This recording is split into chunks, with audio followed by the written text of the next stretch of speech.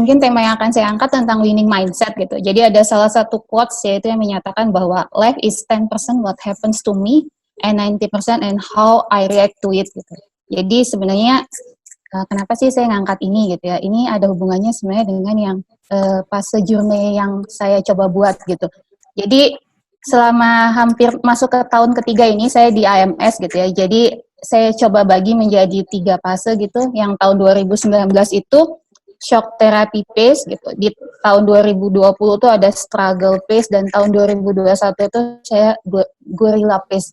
Kenapa sih di tahun 2019 ini shock therapy phase gitu ya?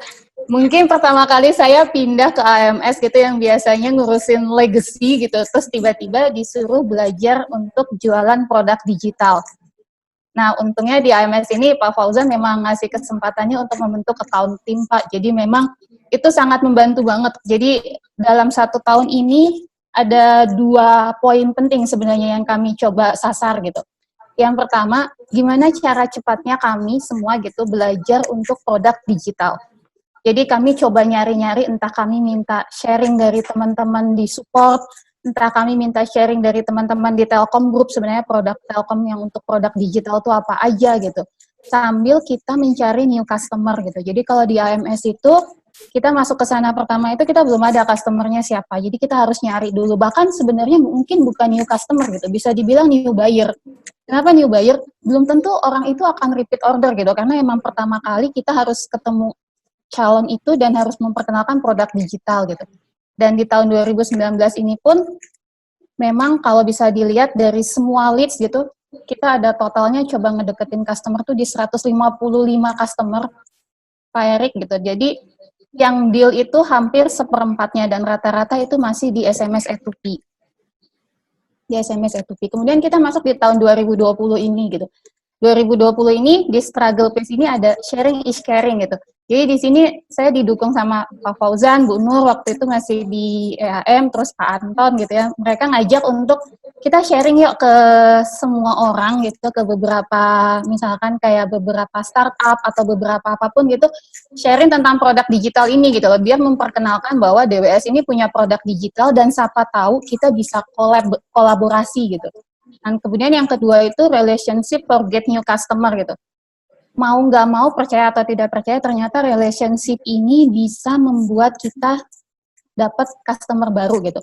Misalkan kenalan, entah itu kenalan kita teman di luar, teman kuliah dulu, atau ternyata dia butuh cloud lah misalkan, atau butuh data center gitu. Nah itu sangat membantu gitu. Dan poin ketiga itu adalah collaboration and aggregate order. Di tahun 2020 ini kita tidak hanya mencoba untuk hanya jualan satu produk digital gitu. Gimana caranya satu customer itu bisa mengagregat ordernya, misalkan SMS E2P dia nambah juga ada kebutuhan untuk data center lah, untuk cloud lah gitu. Nah itu yang kita coba di tahun 2020 ini gitu. Nah kemudian apa sih yang rencana di tahun 2021 ini? Yang sedang kita coba adalah seperti yang pernah dibilang Mas Anton juga mungkin, itu tuh kita mencoba untuk membuat value chain gitu. Jadi produk itu semua terintegrasi dan kita bisa menawarkannya itu jelas gitu, memberikan benefit di semua produk gitu. Jadi semua itu terakomodir dan tetap saja mungkin kolaborasi. Dan yang ketiga adalah double side business. Jadi ada bisnis timbal balik antara kita dengan customer. Nah, yang kemudian selanjutnya ingin saya jelaskan di sini ini adalah journey untuk ketika kami coba untuk jualan produk digital bisnis gitu ya. Ada 7 journey di sini sampai closing, cuma mungkin memang kami coba mengawalnya itu sampai dia in service atau digunakan oleh pelanggan gitu. Kalau kita lihat di sini, ini total di 2020 sampai bulan ini itu ada 152 leads. Kita coba untuk melakukan pendekatan ke 152 customer gitu. Dan ternyata bottleneck yang paling terbesar itu yang pertama di leads atau prospek. Ternyata untuk menawarkan produk digital itu tidak bisa hanya satu kali, itu mungkin poin satunya. Kita harus berkali-kali ketemu orang itu sampai menemukan pain point-nya itu apa. Itu yang kita rasakan. Kemudian yang terakhir adalah di closing. Closingnya ada 2 tipe. Apakah kita deal atau itu cancel. Dan ternyata itu tuh masih banyak yang cancel gitu. 43 leads itu rata-rata cancel.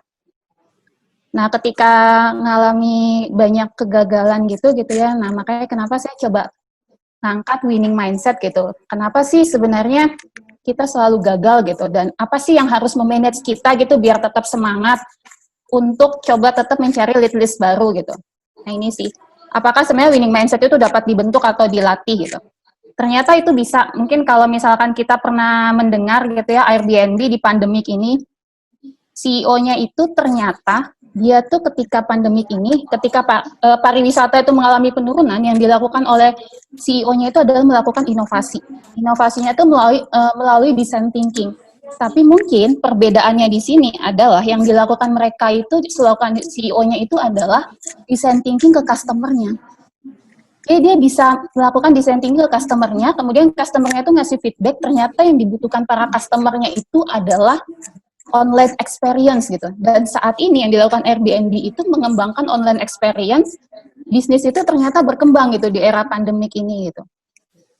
Nah, apa sih yang pertama gitu ya untuk yang kita latih, yang kami coba selama 2 tahun ini gitu, kami coba untuk membangun winning mindset. Yang pertama, build a vision gitu. Dari tahun 2019 mungkin Pak Fauzan sering bilang, saya tuh pengen gitu kalau orang-orang bilang dengar kata produk digital itu jualan produk digital pasti itu AMS gitu. Sebenarnya emang iya. Jadi mimpi kita itu di tahun 2019 yang pertama mungkin ya, mimpi kami gimana caranya produk ini bisa laku dan kita bisa dapat customer baru. Itu sih yang sebenarnya build a vision-nya kita di tahun 2019 gitu. Bahkan kalau bisa dibilang kita pengen customer itu melakukan repeat order dan bisa beli order produk digital kita yang lainnya gitu. Yang kedua ini adalah risk sama dengan opportunity. Jadi orang yang punya mental pemenang itu dia tahu bahwa resiko dan peluang adalah bagian yang tak terpisahkan. Itu kita ingat banget Pak, waktu di tahun 2019, pertama kalinya kami nyoba jualan SMS E2P domestik gitu, yang mungkin kata Pak Erik, oke nggak apa-apa, saya kasih uang belajar nih untuk kamu sampai batas waktu yang memang kamu udah tahu bisa ngukur itu risknya sampai setingkat mana gitu. Asal bisa tahu nanti hasil marketnya itu gimana. Nah itu sebenarnya suatu pembelajaran buat kami yang luar biasa gitu. Saya jadi tahu bahwa oke, batasnya sampai segini, marketnya kita bisa tahu nih segede apa untuk market E2P ini gitu. Kemudian yang ketiga, never give up and be patient gitu. Jadi jangan pernah menyerah. Selama ini kami ketika ditolak, bahkan pernah mungkin waktu itu kita nyoba gitu ke Telkomsel pun sampai kayak untuk minta foto aja sampai ditinggal, dicuekin gitu. Tapi kembali lagi sih, never give up and be patient gitu. Kita lihat di tahun 2019, AMS itu jualannya masih memang fokusnya di SMS E2P domestik gitu ya, untuk bisnis digitalnya. Di 2020 ini kita udah nyoba untuk jualan cloud, untuk jualan video conference gitu. Udah mulai ada perkembangan penambahan sisi produk gitu. Ataupun untuk yang IoT-nya. Nah ini yang ngebuat kami yakin gitu ya, saya sendiri yakin bahwa oke, kita nyoba aja terus, jangan pernah menyerah gitu, sampai apa yang memang kita targetkan itu tercapai. Nah ini avoid toxic people, nah ini mungkin memang paling benar sih. Jadi ketika memang kami sering misalkan ketolak gitu ya, memang biasanya kita butuh di teman orang-orang di sekeliling kita yang memang bisa mendukung kita gitu, atau enggak minimal memberikan solusi lagi. Coba kalau misalkan diberikan solusi seperti A, B, C, D gitu, atau enggak solusi lain yang sifatnya memang bisa mendukung si customer yang udah nolak ini gitu. Nah, ketika avoid toxic people ini memang itu harus sih, jadi bisa ngebantu kita juga untuk meringankan rasa khawatir kita bahwa ya sebenarnya kita bisa mencapai target itu gitu. Yang terakhir, apa sih untuk winning mindset itu adalah play to learn gitu. Jadi kenapa kami tetap semangat untuk mencari leads baru, karena memang setiap kegagalan atau penolakan yang dilakukan customer itu memberikan pelajaran buat kami gitu. Jadi semakin banyak kami menawarkan dan semakin banyak kami juga tahu sebenarnya pain point dari customer itu, semakin kita mulai paham gitu untuk menawarkan, untuk belajar dari kekurangan-kekurangan atau kegagalan-kegagalan sebelumnya gitu. Itu sih, jadi ya no one wins every time, but we can learn every time. Nah itu mungkin beberapa poin tentang bagaimana membangun winning mindset ketika kita nyoba jualan selama ini, tapi ternyata banyak penolakan dari para customer gitu. Nah itu, dan ini adalah beberapa suggestion for management gitu. Mungkin karena saya selama ini beberapa tahun terakhir mungkin di produk digital jualannya Pak, jadi yang pertama adalah Bispro. bisnis proses untuk produk digital gitu.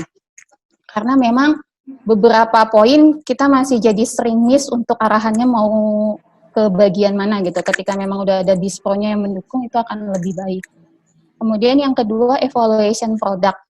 Ini sebenarnya saya coba ngambil pengalaman dari beberapa leads yang memang kita udah gagal gitu. Nah, ini bisa dijadikan adanya evaluasi gitu. Misalkan let's say yang sering ditolak untuk produk-produk apa saja gitu, kita kolaborasi dengan bagian segmen, WDS ataupun MBD gitu. Saling menganalisis dalam satu produk itu kekurangan-kekurangannya di mana, penolakan-penolakan di mana sebagai dasar untuk kita supaya bisa menawarkan lagi gitu ke depannya.